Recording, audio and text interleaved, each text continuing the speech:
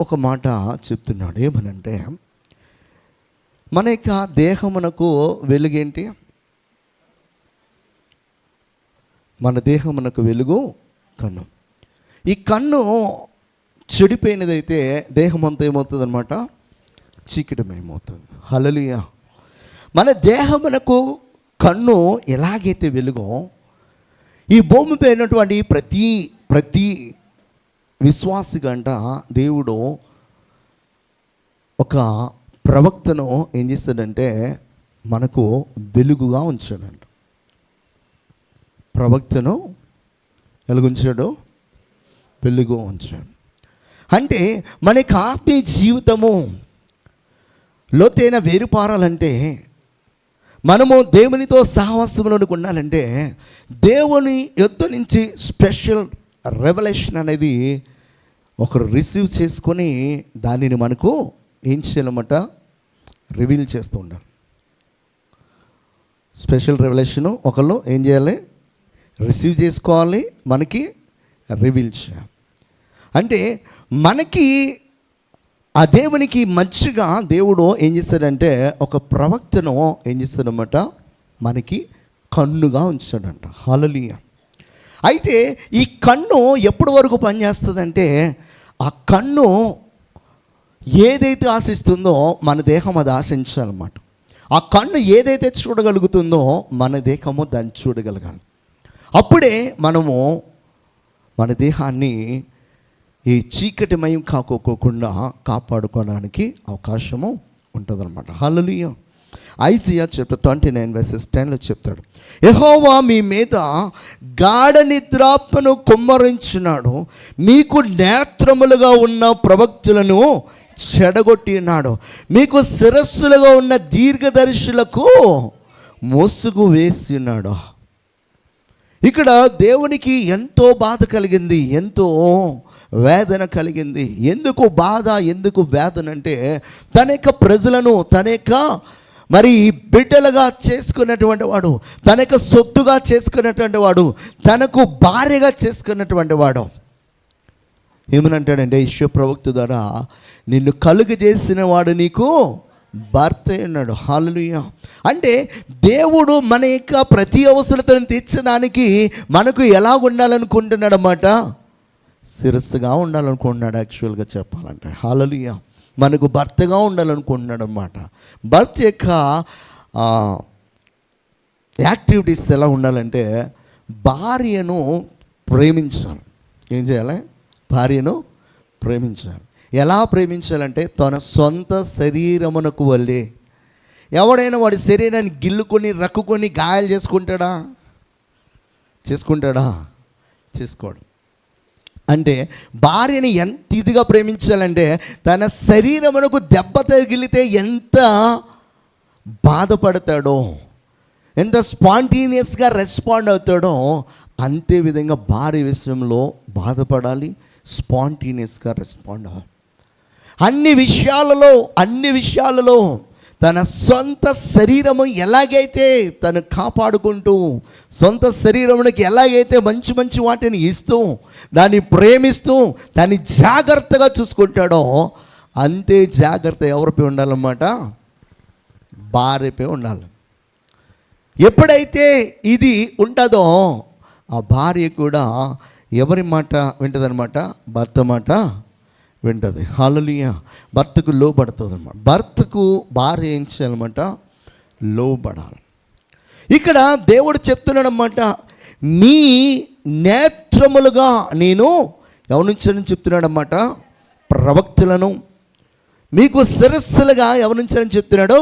దీర్ఘదర్శులను. వాడిని ఎందుకు చెడగొట్టేశాడు అంటే, వీరు చెడిపోయారు కనుక, వీరు దేవుని యొక్క మాటకు లోబడట్లేదు కనుక, దేవుని యందు భయభక్తులు కలిగి జీవించట్లేదు కనుక, దేవునితో సరైనటువంటి సహవాసము లేనటువంటి ప్రజలుగా ఉండిపోయారు కనుక, వారిని నడిపించేవారిని, వారిని సరైన త్రోవలో వారిని నడిపించేవారిని, వారిని సరిచేసేవారిని దేవుడు ఏం చేశాడంట? లేకుండా చేస్తాడంట. ఈ సాయంకాల వేళ దేవుని యొక్క వాక్యాన్ని వింటున్నటువంటి మనకి ఎవరైనా నడిపించే వాళ్ళు ఉన్నారా? మనం నడిపించే వాళ్ళు ఉన్నారా? చాలామంది దైవజనులు ఏమంటారు, నా స్పిరిచువల్ ఫాదరు పలానా, నా యొక్క స్పిరిచువల్ గైడెన్స్ పలానా అని చెప్తుంటాం. దేవుడు వారిని ఎందుకు వారికి పెట్టాడంటే, వారు ఎక్కడైనా ఏదైనా విషయంలో దారి తొలగుతున్నప్పుడు వీరు గమనించి వాడిని ఏం చేస్తుంటారన్నమాట, సరి చేస్తూ ఉండటానికి. అకౌంటబిలిటీ అనేది మనకి ఎవరో ఒకళ్ళు ఉండాలి. అది లేకపోతే ఏమవుతుంది అనమాట, అది చూసిన ఆంబోతులా తిరుగుతాం అనమాట. ఒక ఆంబోతు ఒక కాంపౌండ్కి చెందినది, ఒక దొడ్డికి చెందినది అయితే ఆ యొక్క యజమాని ఏం చేస్తాడనమాట, దాని ఆలన పాలన చూస్తాడు. అది ఎవరింటికి వెళ్ళినా కూడా, పొలంలోకి వెళ్ళినా కూడా, ఎక్కడ రంకిలు వేస్తున్నా కూడా దాన్ని తీసుకుని వచ్చి ఏదైనా కీడు తలెస్తేది, ఎవరికైనా హాని చేస్తే, దానివల్ల ఎవరైనా నష్టపోతే దానికి ఏం చేస్తాడనమాట, బుద్ధి చెప్తాడు. ఎలా బుద్ధి చెప్తాడంటే, కట్టేసి 2 పీకి సరైనటువంటి ఆహారం లేకుండా దానికి ఒక పూట పనిష్మెంట్ ఇస్తాడు. మీరు ఇచ్చారో లేదో నాకు తెలియదు, నేనైతే ఇచ్చేవాడిని. మాట వినకపోతే దాన్ని కట్టేసి 4 పీకేవాడిని గట్టిగా. ఎందుకు ఈ మాట చెప్తున్నా అంటే, అకౌంటబిలిటీ అనేది ఖచ్చితంగా ప్రతి విశ్వాసకి ఉండాలి. దేవుడు ప్రవక్తలను ఎందుకు వచ్చాడంటే, వారికి నేత్రములుగా ఉంచాడనమాట. అంటే ఆ ప్రవక్త ఏ మార్గంలో ప్రజలను నడిపించని ఆశపడుతున్నాడో ఆ ప్రజలు ఆ యొక్క మార్గంలో నడవడానికి ఇష్టపడాలి. ఎందుకు ఆ ప్రజలు ఆ ప్రవక్త చెప్పినట్టు వినాలంటే, దేవుడే వారి మధ్యన ఎలా ఉన్నాడన్నమాట, ఒక రిప్రజెంటేటర్గా వాడిని ఉంచాడన్నమాట. ఎట్లా అంటే, దేవుడు అన్ని విషయాల్లో వచ్చేసి ఇక్కడ నిలబడిపోయి మనల్ని నడిపించాడన్నమాట. అర్థమైందా? దేవుడు మనల్ని నడిపించడానికి ఏం చేశాడనమాట, ఒకరిని అక్కడ పెట్టాడు. ఈ పెట్టినప్పుడు ఎవరి మాట వినాలంటే వారి మాట వినాలి. ఎందుకు వినాలంటే, వారు ఎక్కడి నుంచి ఆ మాటను రిసీవ్ చేసుకుంటున్నారన్నమాట, దేవుని యొద్ద నుంచి. అంటే వారు మాట్లాడే ప్రతి మాట ఎవరిదనమాట, దేవుని. నేను చెప్పే దొంగ ప్రవక్తల గురించి కాదు, దేవుని ప్రవక్తల గురించి అనమాట. ఎవరి గురించి? దేవుని ప్రవక్తల గురించి మాట్లాడు. ఆ దేవుని ప్రవక్తలు ఎవరికి నేత్రములంటే మనకి నేత్రం. ఎవరికి వారు శిరస్సుగా ఉన్నారంటే మనకి శిరస్సుగా ఉన్నారు. అలాంటి వారు లేదు అంటే మనము దేవుని యొక్క మాటకు లోబడుకోకుండా, దేవుని యొక్క చిత్తానికి విరుద్ధముగా, దేవుని యొక్క ఆలోచనకు భిన్నంగా మనం నడుస్తున్నప్పుడు దేవుడు ఏం చేస్తాడంటే, మనకి కన్నులు ఉన్న వారిని తొలగిస్తాడన్నమాట. అప్పుడు ఏమవుతుందంటే, మన మార్గము అంధకారం ఏమవుతుంది, మన మార్గము లోకానుసరమైన మార్గం అవుతుంది. మన యొక్క మార్గము చీకటిలోనికి తన యొక్క ఉగ్రతను మనపైకి తీసుకుని వచ్చే విధముగా మన మార్గము అయిపోవడానికి దేవుడు ఏం చేస్తాడనమాట, ఆ హెడ్ లైట్లని ఏం చేశాడు, తీసేసాడు. బండికి హెడ్ లైట్ లేకపోతే ఏమవుతుంది, రాత్రులు వెళ్తే హెడ్ లైట్ లేకపోతే, ఒక కారుకి ఒక లైట్ ఉండి ఇంకో లైట్ లేదనుకో, ఎదురుగుండా వెళ్ళేటప్పుడు ఏమవుతుందో తెలుసా, అది బండి అనుకోవడానికి అవకాశం ఉండదు. మా ఊర్లోనే నేను సైకిల్ తొక్కుతున్న రోజులు అన్నమాట, ఎదురుగుండా ట్రాక్టర్ వస్తుంది, ఆడు ఒక లైట్ వేసుకుని వస్తున్నాడు, ఒక లైట్ పోయింది. నేనేమనుకున్నా తెలుసా, అది బండి అనుకుని చెప్పేసి సెంటర్గా వెళ్ళిపోతున్నాను. నేను దగ్గరికి వచ్చిన తర్వాత సౌండ్ వినపడింది, అది ఆడి స్లోగా వస్తున్నాడు. ఆడు ఇంకా దెబ్బతో అలా తిప్పి తొప్పలోకి వెళ్ళిపోయాడు. నేను ఒక్క లైట్ ఉంటేనే అంత డేంజర్ అయితే, 2 లైట్లు లేకపోతే ఇంకెంత డేంజర్, అది చాలా డేంజర్. దేవుడు ఇశ్రాయేలుకు వెలుగుగా, కన్నుగా, తలగా ఎవరు ఉంచారన్నమాట, ఉంచారు. వారు ప్రతీదీ చూస్తారనమాట.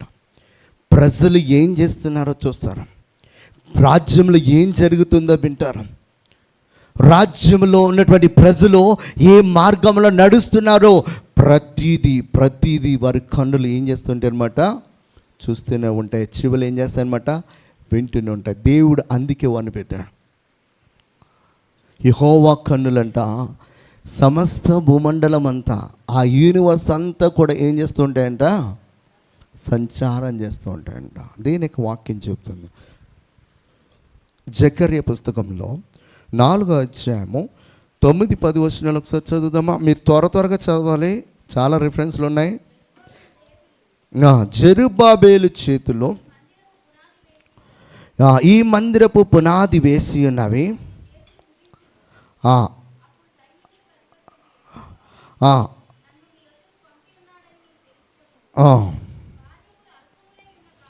కార్యములు అల్పములై ఉన్న కాలమును తృణీకరించిన వాడెవడు?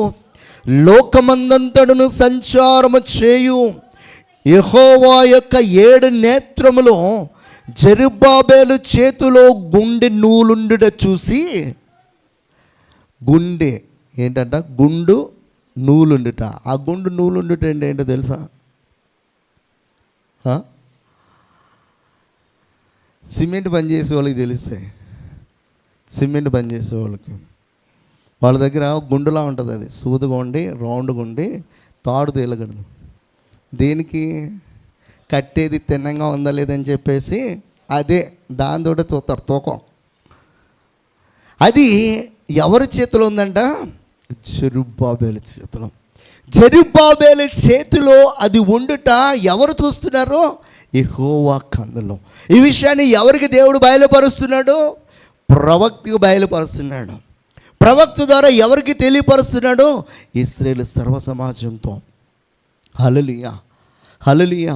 యెహోవా కన్నులు భూమి అందంతట సంచారం చేస్తున్నప్పుడు ఈ యొక్క ప్రజలు మంచి చేస్తున్నారా, చెడు చేస్తున్నారా, కీడు చేస్తున్నారా, మేలు చేస్తున్నారా, ఇదిగో పరిశుద్ధులా లేక పాపంలో ఉన్నారా, దేవునికి విరుద్ధమైన కార్యాలు చేస్తున్నారా, దేవునికి అనుకూలమైనటువంటి కార్యములు చేస్తున్నారా అనేది ఆయన యొక్క కన్నులు ఏం చేస్తాయన్నమాట?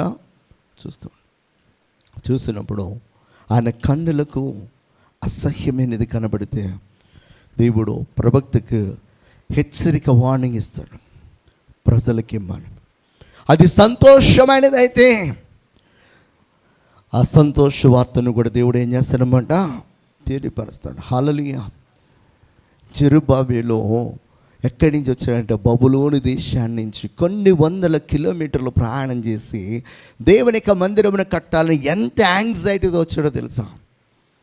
ఎంత యాంగ్జైటీతో వచ్చాడంటే, పడిపోయినటువంటి దావీదు గుడారమును కట్టాలి, పడిపోయినటువంటి దేవుని మహారాజు పట్టణమును కట్టాలి, కట్టి మరలా ఆ పట్టణంలో ఈ 12 గోత్రముల ప్రజలను ఆహ్వానించాలి.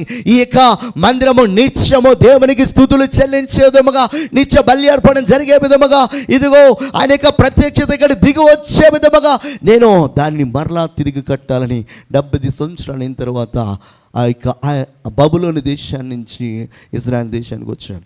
ఎంతో ఉత్సాహంతో ఫౌండేషన్ వేశారు. ఫౌండేషన్ వేసినప్పుడు అక్కడ ఉన్నటువంటి ప్రజలు ఏడ్చారు, కొంతమంది సంతోషించారు. ఎందుకంటే పడిపోయినటువంటి దావీదు గుడారాన్ని చూసినటువంటి ప్రజలు, అయ్యో 70 సంవత్సరములు నీ యొక్క మందిరము ఇలా పాడుగా ఉండిపోయింది, ఈ రోజుకి దేవా ఇటువంటి ఇక ఉన్నతమైన కార్యం చేయడానికి మాకు ఒక వ్యక్తిని దాయిచేసామని వారు ఏడుస్తూ మరి హృదయాలను దేవుని సన్నిధిలో భారమైన హృదయాలతో దేవుణ్ణి ఏం చేశారన్నమాట? స్తుతించారు. కొంతమంది సంతోషించారు. యవనస్తులకి తెలియదు ఆ మందిరం యొక్క వైభోగము ఎలాంటిదో, వారికి తెలియదు.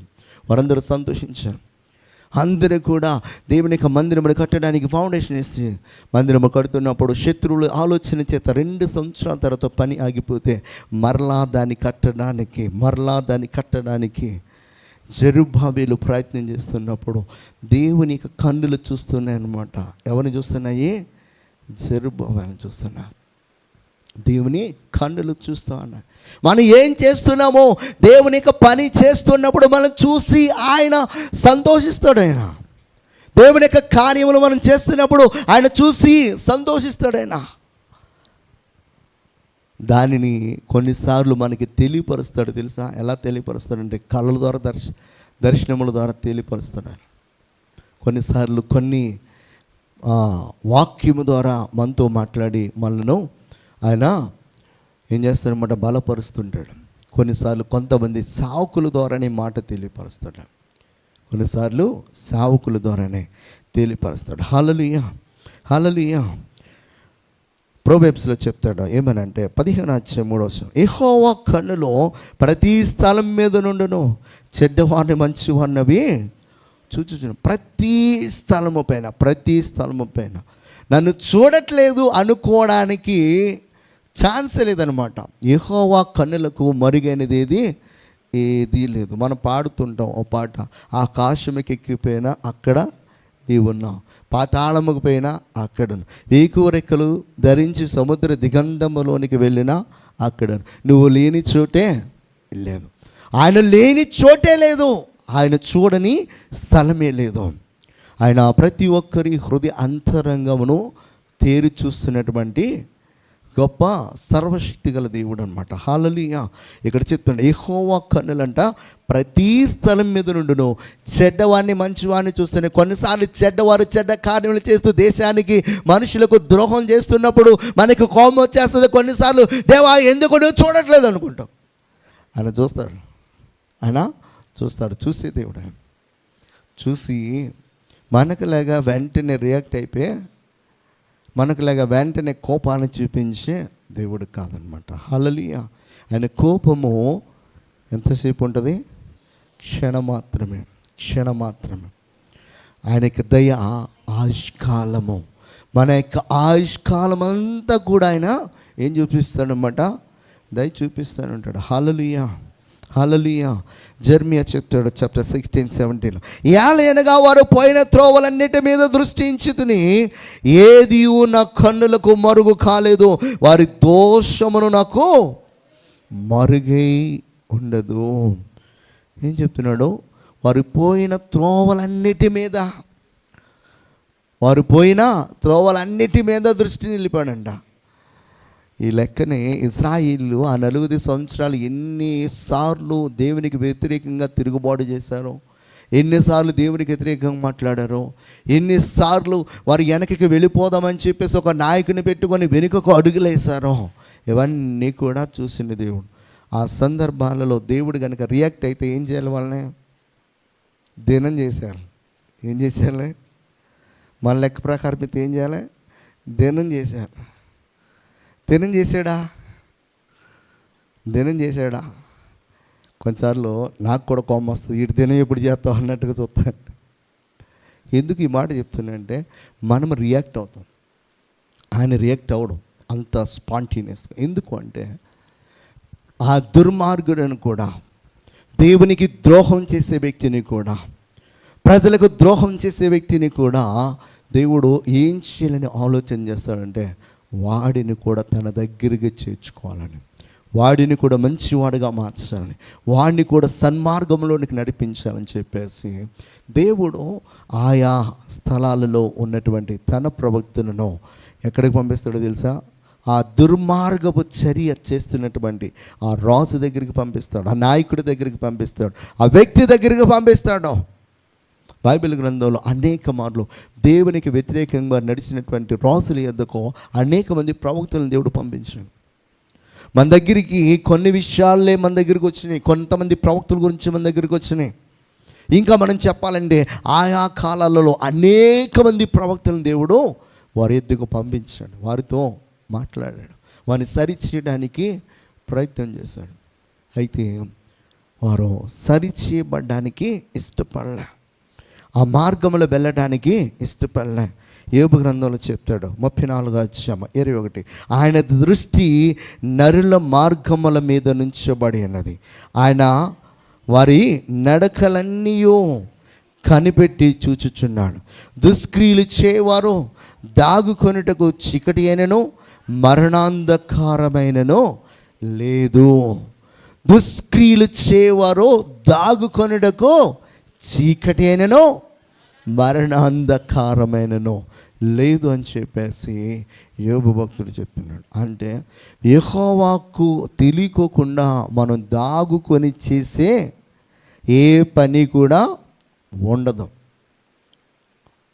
ఈ రోజున చాలామంది మనుషులకు తెలియకోకుండా ఎన్నో కార్యాలు చేసి వారు దొరికినప్పుడు మేము చేయలేదు, మేము చేసామనడానికి రుజువేంటి అని చెప్పేసి వారు ఈ లోకంలో పట్టుబడుకోకుండా తిరిగి వచ్చేమో, కానీ దేవునికి అన్నీ కూడా కనబడుతున్నాయి.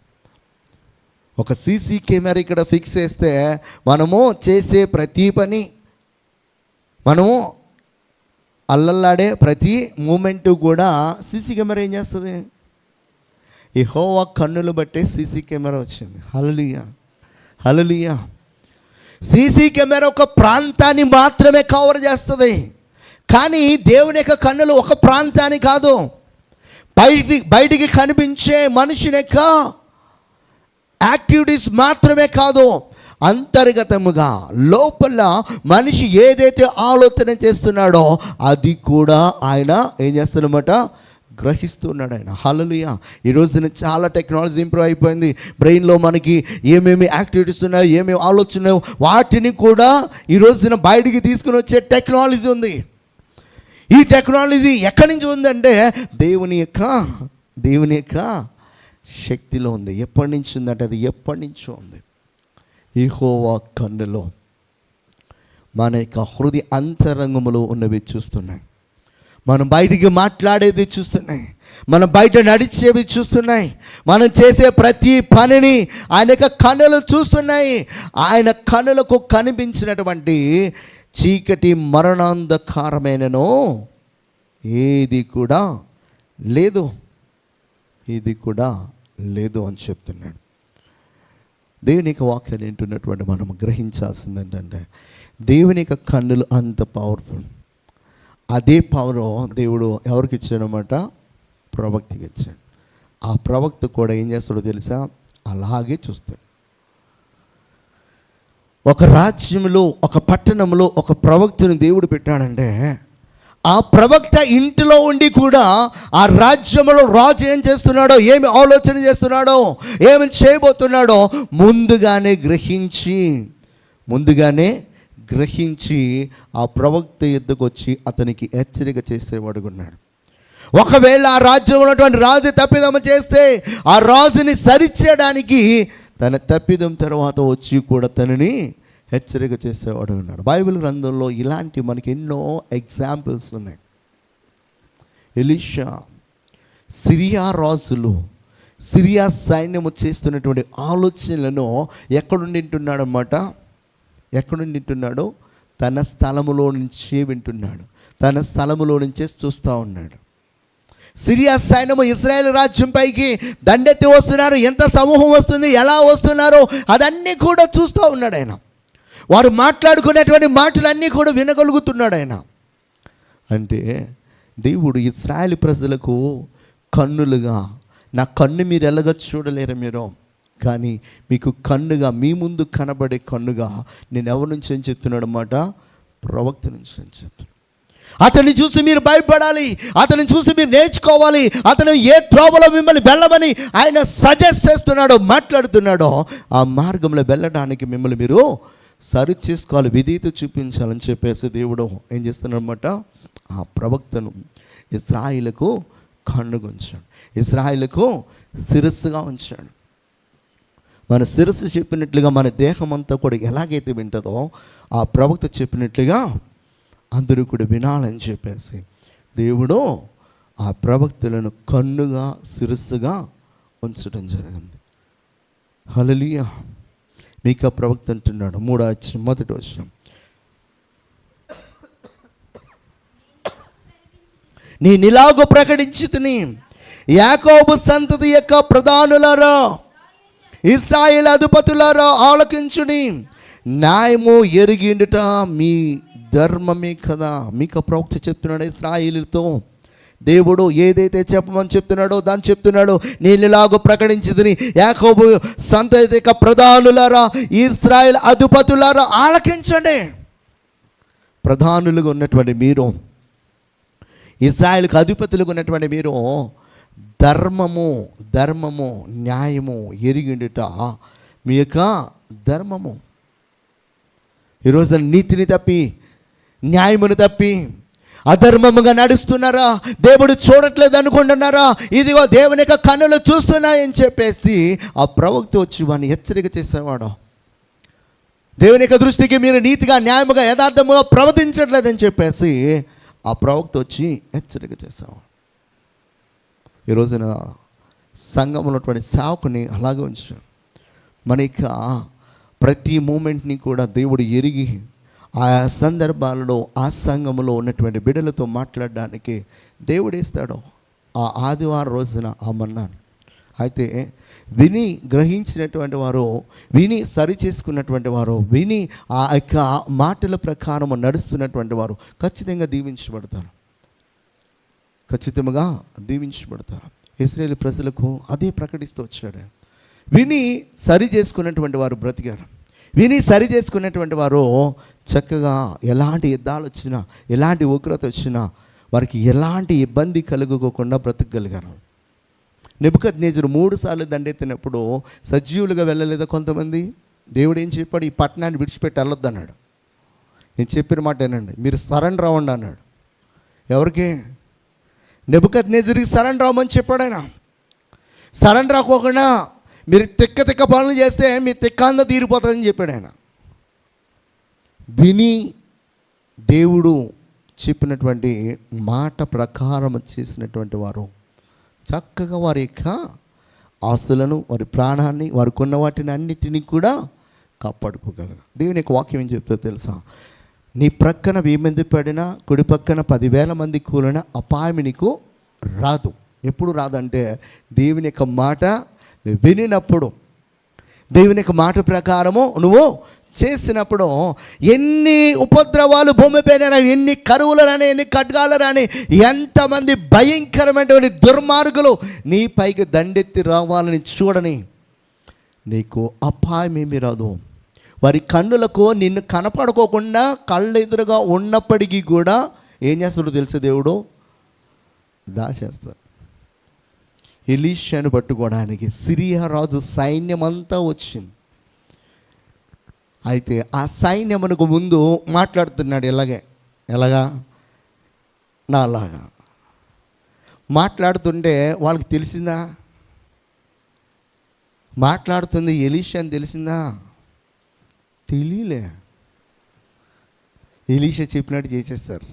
ఎక్కడికి వచ్చారన్నమాట? ఇజ్రాయెల్ రాజ్యంలోకి వచ్చేసారు. రాజుగారికి అప్పగించాడు వెళ్ళి. అప్పుడు రాజుగారు ఏమంటున్నాడు తెలుసా? ఏం చేయమంట? చంపేనా వాళ్ళందరినీ అంటున్నాడు. చంపొద్దు, వాళ్ళకందరికీ కూడా భోజనం సిద్ధం చేసి భోజనం పెట్టి సమాధానంతో పంపు. ఎంతమంది? కొన్ని వేలు లక్షల మంది. అంతమందికి కూడా భోజనం అప్పటికప్పుడు ప్రిపేర్ చేసి వారికి భోజనం పెట్టి సమాధానంతో పంపాడు. దేవునికి అసాధ్యమైన, దేవునికి సాధ్యం కంటే ఏది లేదు. అయితే మనము ఆ కన్నుగా ఉన్నటువంటి, ఆ శిరస్సుగా ఉన్నటువంటి ఆ ప్రవక్త మాట వింటున్నామా?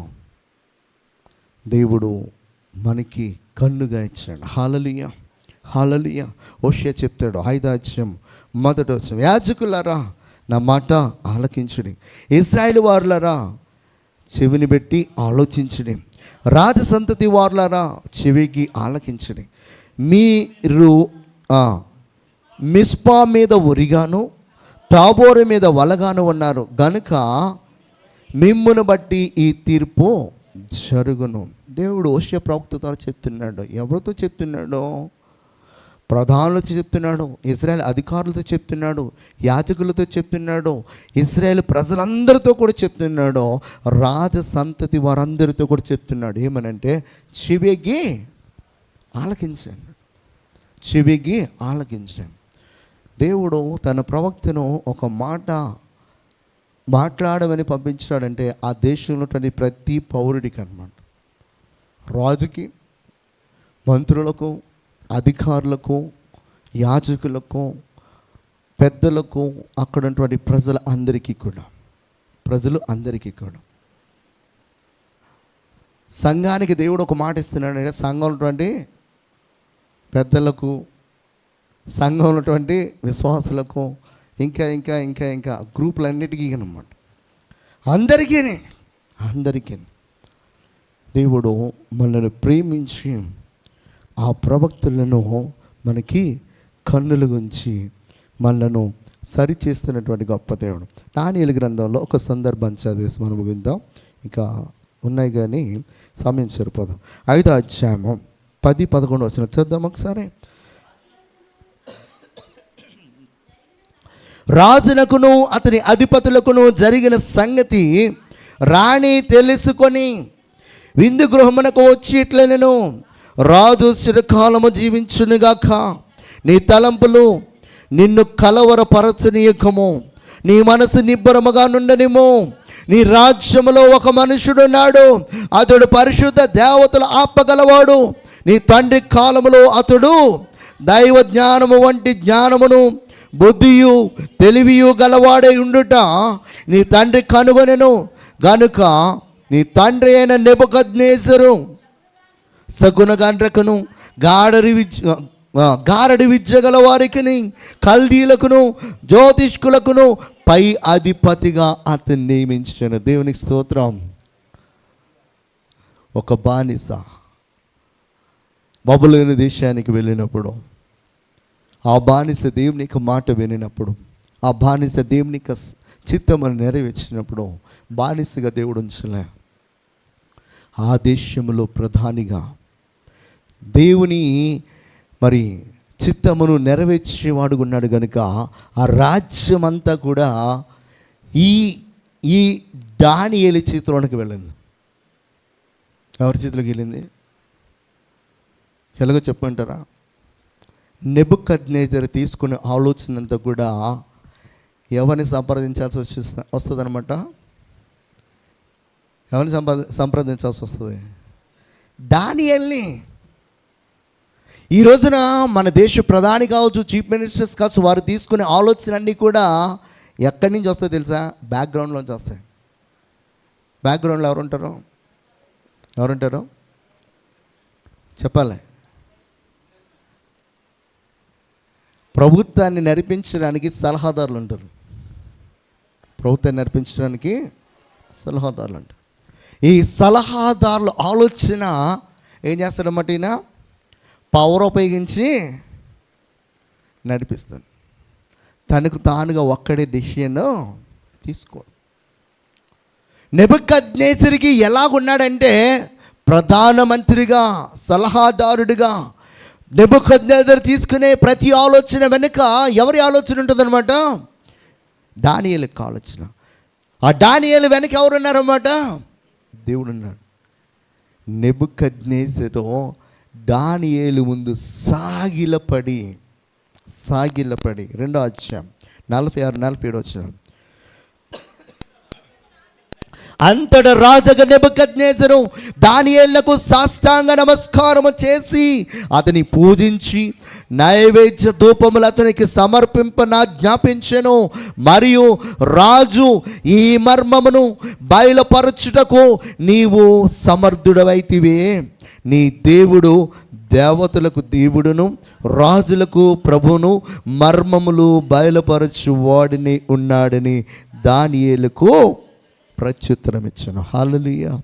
నీ దేవుడు దేవతలకు దేవుడు, రాజులకు ప్రభు. ఈ ప్రభు ఎద నుంచి డైరెక్ట్గా మెసేజ్ ఎవరికి వస్తుంది? నెబుకద్నెజరుకు వస్తుందా? దానియేలుకు వస్తుందా? ఈ సత్యాన్ని తెలుసుకున్నటువంటి నెబుకద్నెజరు ఎవరిని అడుగుతాడు? తర్వాత నెక్స్ట్ ఎవరిని అడుగుతాడు? దానియేలుని అడుగుతాడు. దానియేలు ఎవరిని అడుగుతాడు? దేవుని అడుగుతాడు. అంటే చిత్తం ఎవరిది? ఆలోచన ఎవరిది? జ్ఞానం ఎవరిది? ఎలా మారిపోయింది చూడండి. కన్ను ఎవరన్నమాట? ప్రవక్త. ఆ కన్ను ఎవరిచ్చారన్నమాట? దేవుడిచ్చాడు. రాత్రికాల సమయంలో మనకి కన్నుగా ఎవరన్నారు? మనం నడిపించేది ఎవరు? మనమై నడిపించుకుంటున్నామా? దేవుని యొక్క కన్ను, దేవుని యొక్క ప్రవక్త, దేవుని యొక్క సంకల్పము, దేవుని యొక్క ఉద్దేశము మనల్ని నడిపిస్తుందా? ఆలోచించి. నెబుకద్నెజరు యొక్క కుమారుడు తప్పిదం చేసినప్పుడు దేవుని హస్తము గోడ పైకి వచ్చి మెనే టెకేల్ ఉపాసన రాయగానే వీడి యొక్క హృదయము ఈ పక్క నుంచి ఈ పక్క జారిపోయింది. బిక్క చచ్చిపోయినాడు అయిపోతాడు కదా, అలా